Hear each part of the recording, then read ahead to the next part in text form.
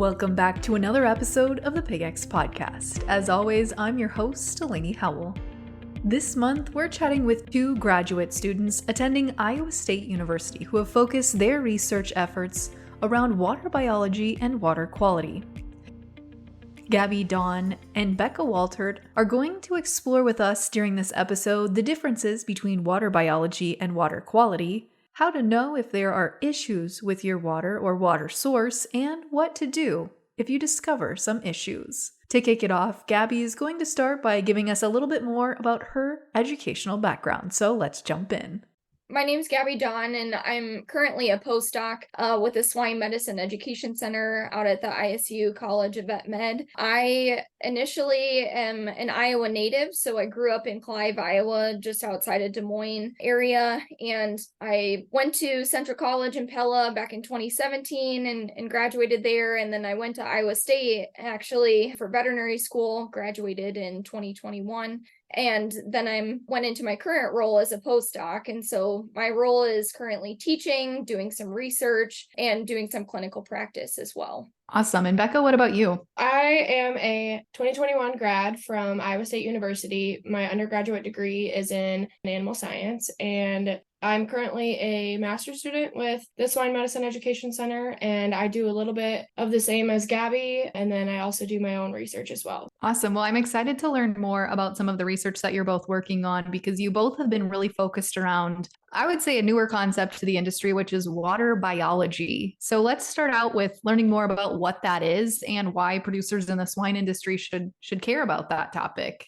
Yeah, so water biology is sort of this interaction between water quality and how organisms in the waterline or waterline biofilms interact within swine farms. And so really, like you had mentioned, it's a new topic to the swine industry. I think we've looked at water primarily from a nutritional level previously, but we haven't really looked at it as what organisms are in there, how are biofilms interacting, and with some of our treatments that we're putting through the water lines and ultimately pig performance as well. So I looked through some of the literature that you shared before we hopped on here today. And I love, Gabi, that one of the headlines is called Water Biology, the Next Frontier for Biosecurity. I think that's a really catchy and fun headline, but break it down for us. Why is water biology the next frontier for biosecurity?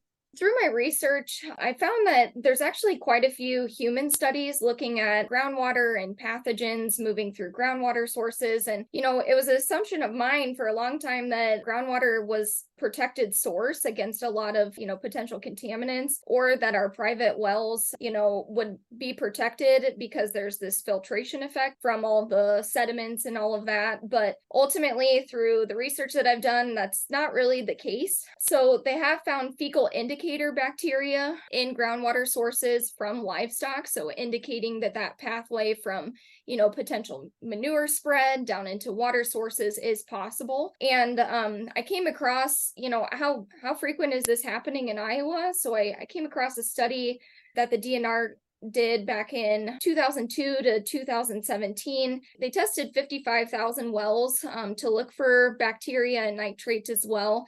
But they found that roughly 40% of those wells contained bacteria or E. coli. Additionally, in other research articles that I've looked at, they've estimated that up to 1/3 of all private wells in the United States are going to contain some type of virus. And so they were looking primarily at noroviruses or other enteroviruses that would primarily be, a human concern, but not very many people have looked at livestock viruses or pathogens that could be moving through the water sources. And I think that that's a huge risk or a potential risk that people haven't looked into previously. So I think it's kind of the next frontier that way. And when you look at the differences between water quality and water biology, what are those main differences? Water quality is primarily looking at from mineral components. And I guess the water biology is a subset of that. So it's looking more at what is the organism potential? What is the organism viability potential? And how does water quality,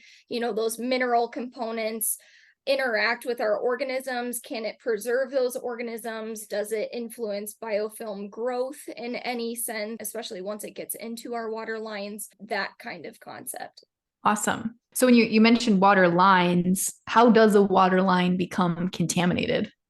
Yeah, so there's two primary locations or primary sources of contamination. And so swine water systems, it can be contaminated from the water itself. So like I had mentioned, maybe there's some potential for swine associated pathogens to come through the water lines from the water source, whether that's surface water or a well water source. Or once the water gets into the barn, our current water systems are not really designed to be pressurized, and they can become contaminated. There's some open areas. So like the water medicator, usually there's an open stock bucket that may or may not be completely clean. And so when we're putting medications into the water lines or probiotics or other things like that, we are introducing, potential nutrients and other, areas that organisms could enter into that system. And ultimately, the pigs can cause that contamination itself. So like I had mentioned, they're not pressurized. So anytime a pig goes up and drinks from a water nipple or goes to a wet to dry feeder and is drinking from that water source, there's potential for biofilms to develop and then also to seed back into those water line systems itself. So those are the two primary areas of where water systems can be contaminated.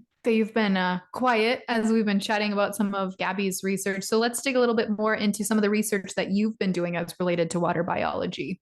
My research is mainly focused on evaluating waterline management and water system setup with a main focus on water antimicrobial administration through the water line. Gabi had kind of mentioned that we distribute medications through the water line out of a stock bucket. So this bucket can be anything from large pail found on farm to a med bucket that they have had. Normally, they are not the cleanest and they don't get rinsed very often. And so a lot of my research is dealing with how well we can take antimicrobials into the water line without contamination and that kind of stuff. So how well the water bucket is cleaned out, how well the pipes are being treated, if what kind of systems there are, and then overall creating a best practices for all swine farms throughout the United States to kind of go off of.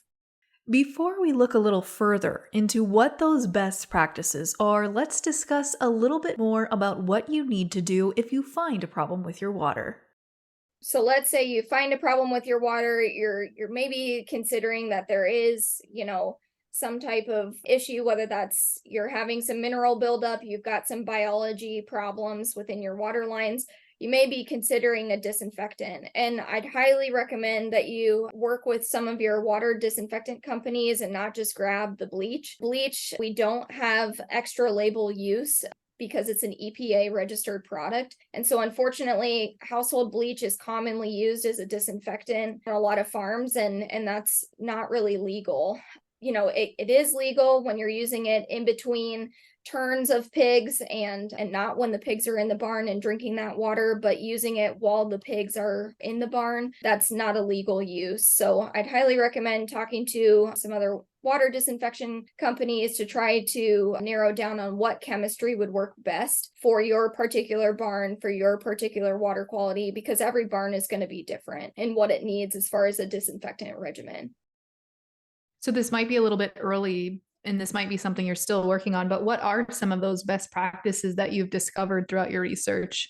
Yeah, so I'm actually still in like the prelim era of my research. So I'm just trying to create basically a baseline of what farms are looking like now before I go into really what are the best practices. So I guess my goal right now is to take kind of creating a survey on what all farms look like nowadays and like how their water system is set up, if they have water line SOPs, if they have water cleaning SOPs, that kind of stuff, just to kind of get a grasp on what our farms look like in terms of water line management. And then best practices will come hopefully sooner rather than later. I think some best practices that, are just kind of in general trying to eliminate the level of contamination into those water lines, getting a clean stock bucket or using a trash can when we're mixing up water medications or other things that are going into the water lines, making sure that we're treating medicine like medicine and keeping that system as closed as possible,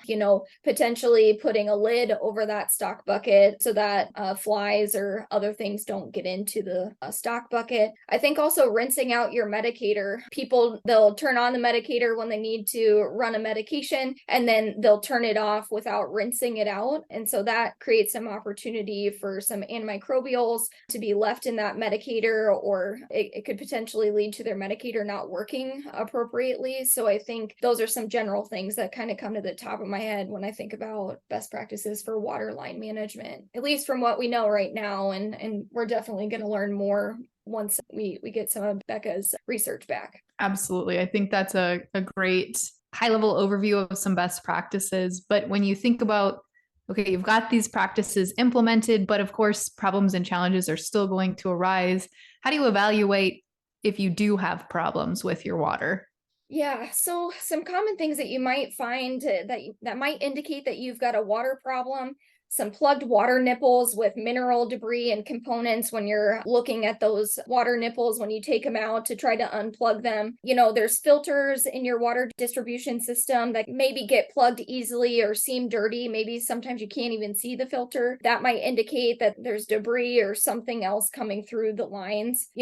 Poor water flow and water restrictions. So maybe you're not getting as good of a pressure at the back of your barn versus at the beginning of the barn or the front of it. Another thing is maybe you just have reoccurring disease outbreaks that seem to be contained just by that site, even despite your best biosecurity improvements on that site. So let's say you have a flow of pigs that routinely goes to this specific barn. It's cohorts at other, facilities. They're not really experiencing those disease challenges. And specifically coli is one thing that comes to mind and is kind of an interest of the industry right now, is looking at that potential. So, if you're seeing some of those things, maybe start thinking, okay, I should maybe take a water sample or a few water samples to try to understand my water problem a little bit better. And so in general, I just want to touch on, pigs can generally tolerate a wide range of water qualities. Younger pigs, those neonatal and nursery age pigs, are most at risk for water imbalances. But typical water targets that you would want to hit is a low total dissolved solid. So what that is it's kind of some mineral components and some chemical components in the water. So like potassium, calcium, magnesium, those. We generally want those less than 3,000 parts per million. Also with sulfates, we like those less than 1,000 parts per million. Sulfates can actually cause, when they're higher, than 1,000 or 2,000 parts per million, can actually cause an osmotic diarrhea in pigs. And so it can look like maybe a disease process is going on, but it could just be your water source too. We want low nitrates, total coliforms.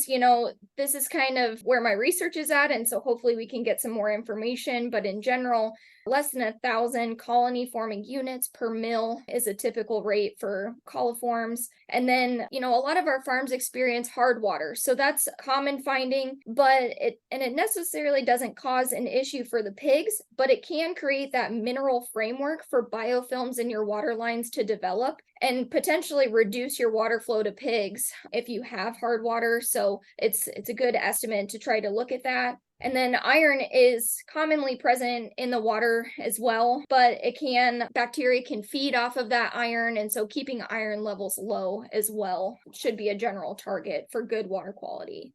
Now, Gabi, throughout those remarks, you mentioned some target levels that your water should be kept at for a good level of quality, whether it be for iron, calcium, or other nutrients. What would you say is the best way to get an accurate reading of those levels based on your research? Yeah, so some first things that you'll want to do is you'll want to take a water sample. And so I'd highly recommend to test in multiple locations, because I've actually found in my research, just testing from the well itself may not give you a good idea on what your water quality is inside of the barn. So throughout my research, I'm looking at water quality at the wellhead and then from the end of the line in, a wean to finish barn that has 2 rooms. And so I'm comparing 2 rooms water quality versus the well. And surprisingly, the coliform levels in the rooms is higher than what is at the well in a lot of my cases that I've seen. So what that's saying is that there's some level of biofilm growth that organisms are growing within those water lines, and it's being seeded into the water. Where that introduction is occurring, we had talked about maybe some entrances, but we can't, say that that's specifically what's causing it, but it's an observation just because this is preliminary data right now. So test from multiple locations because your water may be different in those locations. You'll want to look at trace minerals, coliforms, and also get a water quality analysis. So making sure that you're testing for nitrates and sulfates and total dissolved solids, which is looking at those mineral components. I'd also recommend, testing via a pH meter. You can request the lab test your water pH because if you do have hard water, increasing your pH. So if you have a pH of 7, or above, your likelihood of, and depending on some of your other water quality parameters, you're increasing your likelihood of that mineral component building up on the inside of your water line pipes. And so it could cause a problem with water reduction in the back of your barns as well. So we also like to ask this at the end of every episode for just a little take-home message. So, if listeners walk away with nothing else, what's one thing they need to know leaving today's podcast? From my perspective, the biggest thing is that we preach on it. The pig needs good air quality, good feed, and, a warm environment and good water, right? A lot of people have kind of skipped over on good water. It's just present. It's running to those water nipples. It's available. And I think we really need to look into it more, specifically from a biosecurity perspective, and also understanding, is it affecting our medication efficacy, our oral vaccines, those things. So that's really my big takeaway from today. And I would piggyback off of what Gabi said, and just it's a very forgotten resource that is one of the main 3: food, air, and water. And so I think it's just keep an eye out and keep looking at how we can create better water pathways into our pigs. Well, that does it for another episode of the PigX Podcast. Again, a big thank you to Gabi and Becca for joining us this month to discuss their research and recommendations.